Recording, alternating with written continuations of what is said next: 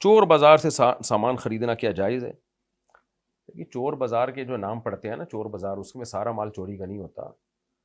چور بازار کو جو ہماری معلومات ہیں، کیونکہ شیرشاہ میں بھی سنا ہے میں نے کوئی چور بازار ہے کراچی میں، تو چور بازار کے بارے میں جو میری رپورٹ ہے وہ یہ ہے کہ اس میں مال تو سارا بغیر چوری کا ہی ہوتا ہے، لیکن چوری کا مال بھی ادھر ہی جاتا ہے.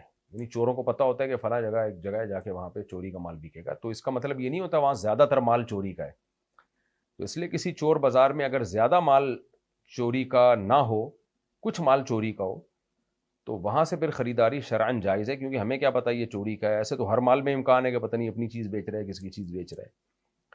لیکن اگر آپ کو خود سے پہلے سے پتا ہو، غالب گمان ہو کہ یہاں زیادہ تر مال چوری ہی کا بکتا ہے، تو پھر اس مال کو خریدنا آپ کے لیے جائز نہیں ہے. لیکن ایسا غالب گمان ہونا بڑا مشکل ہے، اس لیے چوری کرنا بھی حرام، چوری کا مال بیچنا بھی حرام، چوری کا مال خریدنا بھی حرام.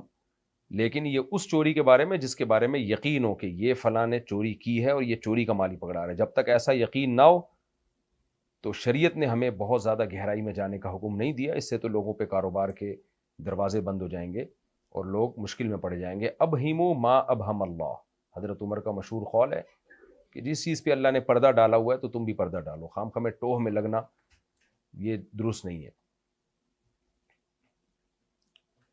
اچھا.